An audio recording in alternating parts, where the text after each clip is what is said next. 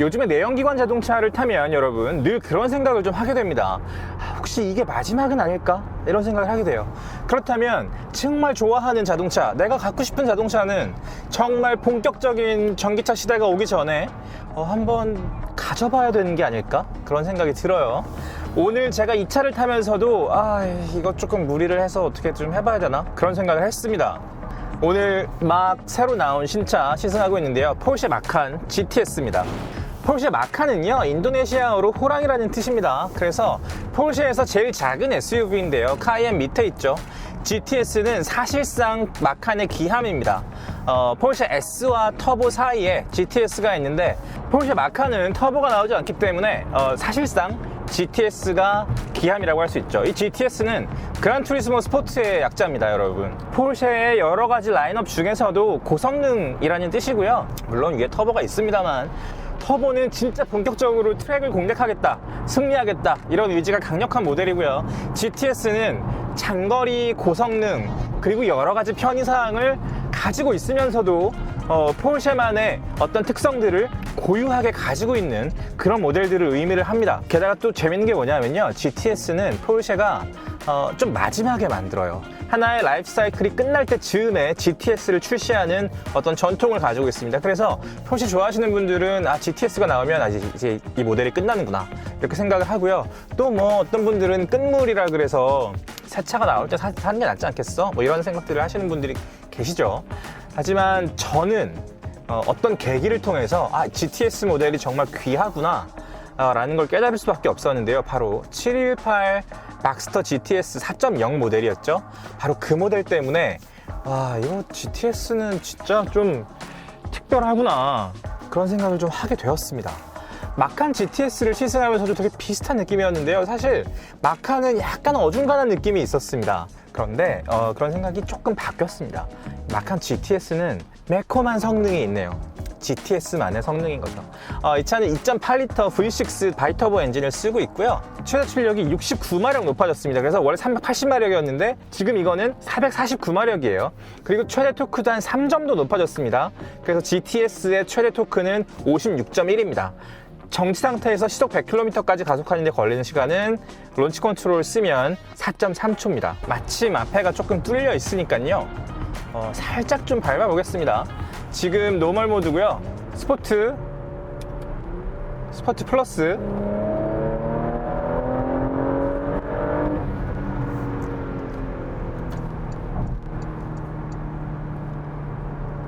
이런 느낌, 여러분. 포르쉐는 되게 재밌는 게요, 이 노멀에서 스포트 플러스로 넘어갈 때의 느낌이 정확합니다. 칼 같아요. 뭐 여지없이 재미가 있습니다. 노멀 모드로 달리다가 스포츠 모드로 바꾸면 가만히 있어도 RPM이 한 1000 정도가 올라갑니다. 거기에서 스포츠 플러스 모드로 가면 경우에 따라서 1000 이상 올라가기도 해요. 가속 페달에 발을 올려놓지 않은 상태에서도 그 정도 올라갑니다. 그래서 살짝 가속하고 있는 상태에서 이렇게 바꾸면 이렇게 차가 완전히 흥분을 하기 시작하는 겁니다. 스포츠 플러스 모드에서는 차가 너무나 예민하기 때문에 가속 페달에서 살짝만 힘을 줘도 달려나갈 준비를 완벽하게 마치는 겁니다. GTS 모델은 이런 고성능을 드러내는 여러 가지 익스테리어와 인테리어에 차별화되는 큐들이 있습니다. 일단 헤드램프와 리어램프에 블랙 처리가 되어 있어요. 검정색은 고성능을 다루는 어떤 약속 같은 겁니다. 블랙 디테일이 들어가 있으면 저것은 고성능이구나, 이렇게 생각하시면 되고요. 헤드램프 아래쪽에 보면 이렇게 넓게 마치 크게 입을 벌리고 있는 것 같은 그런 디테일이 들어가 있죠. 이것은 GTS의 고성능을 상징하는, 공기를 더 많이 빨아들이겠다는 그런 시각적인 효과입니다, 여러분. 그래서 전체적으로는 차가 좀 넓어 보이는 효과도 있죠. GTS라고 써있는 레터링도 검은색이고요. 그리고 뒤에 리어램프에 보면 포르쉐라고 써있는 것도 잘 보일 듯 말 듯 이렇게 써있죠. 그것도 역시 검은색으로 처리가 되어 있고, 옆에 사이드 스커트 위에 그 부분에 보면 거기에도 역시 GTS라고 써있습니다. SUV, 컴팩트한 SUV의 형태를 가지고 있으면서도 지붕을 전통적인 SUV와 완전히 쿠페 형식의 SUV 사이에서 되게 좀 안정적으로 균형을 잡고 있는 그런 모델이기도 합니다. 예쁘고 조약돌 같은 느낌이 있습니다. 지금 이 컬러가 되게 눈에 들어오는 분들이 계실 텐데 이건 파파야 메탈릭이라는 컬러인데요. 이번에 새로 적용된 색깔입니다. 젠션 블루 메탈릭, 그것도 이제 새로 적용된 컬러였는데 그것도 되게 멋있고요. 저는 자꾸 그 녹색 있잖아요. 그 녹색에 눈이 많이 갑니다.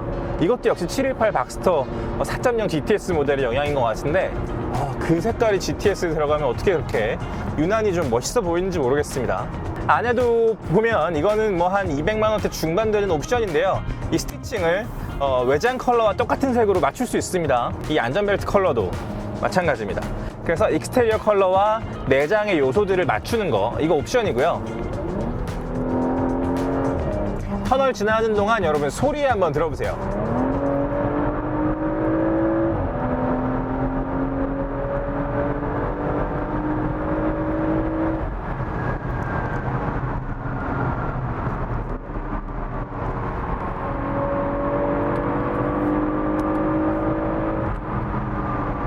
자, 여러분, 제가 여러 가지 좀 말씀드릴 게 있는데요.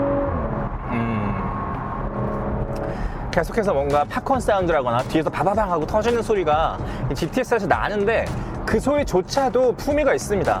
이 품위는 뭔가 얌전 빼는 품위가 아니라 내가 이미 군림하고 있다는 느낌의 품위를 가지고 있습니다.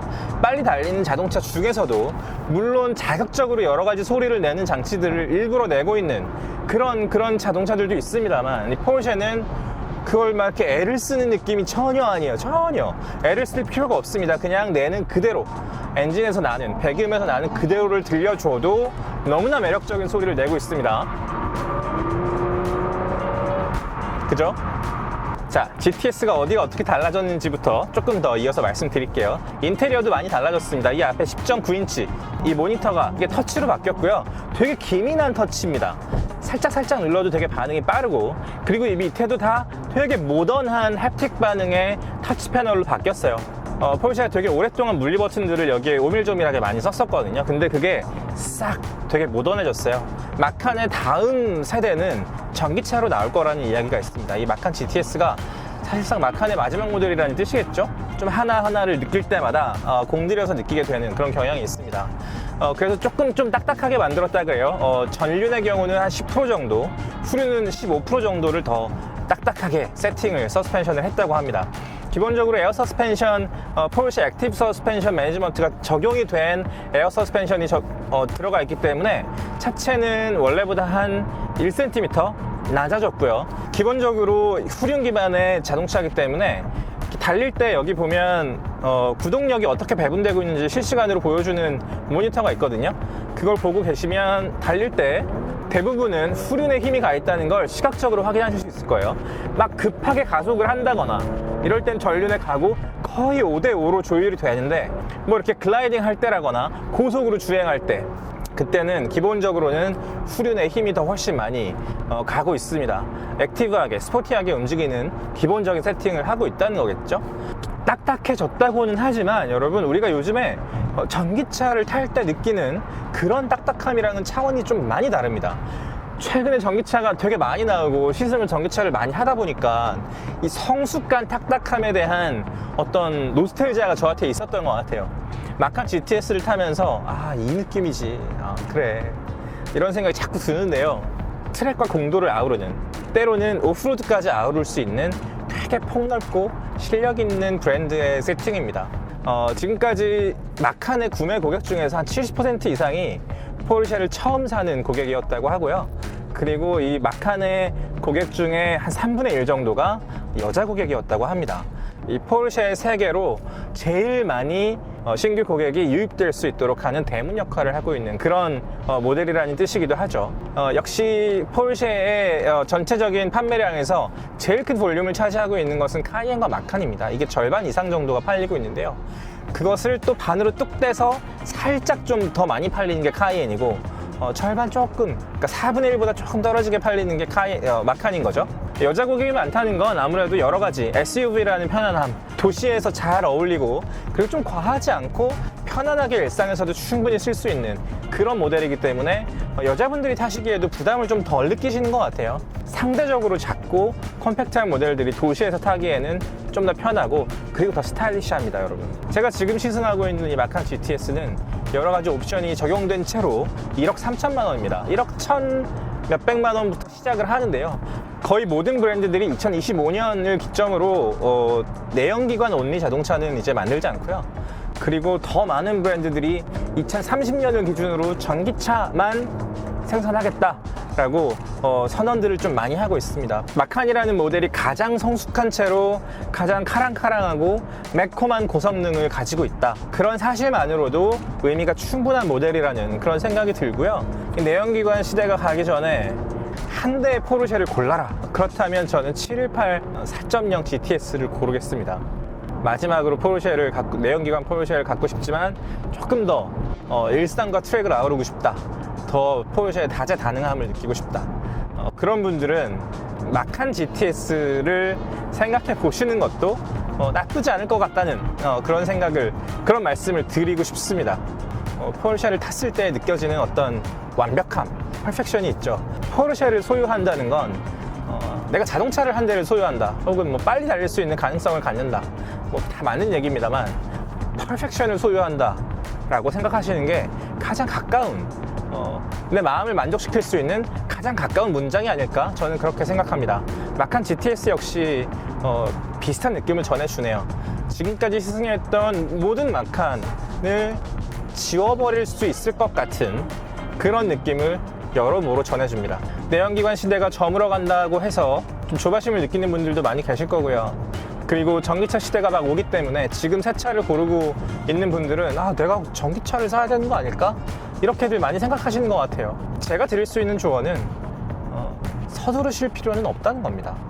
전기차 많이 나오고 있고 마치 지금의 메인스트림이 전기차인 것 같은 그런 느낌들을 미디어에서 되게 많이 주고 있고, 저만 해도 새로 나오는 전기차들을 되게 빠르게 시승하고 느낌들을 전해드리고 있습니다만, 그것은 시장이 흘러가는 어떤 기류를 보여주는 거라고 저는 생각하고요. 차를 만약에 지금 산다 라고 생각하셨을 때는 조금 더 침착하게 고르셔도 됩니다. 내연기관 고르셔도 되고요. 포르쉐를 갖고 싶은 분이라면 GTS 모델들을 시선을 한번 던져보는 거 좋은 휴식이라고 생각합니다. 네, 살짝 쉬어갈 때 좋은 결정을 내릴 수 있는 거니까요. 지금까지 시간이 소중한 우리를 위한 취향 공동체 더팍 정우성이었습니다. 오늘 마칸 GTS 시승 느낌 전해드렸습니다. 구독과 좋아요, 댓글과 알림 설정 부탁드립니다. 이제 거의 다 와가는데요. 좀 아쉽네요. 감사합니다.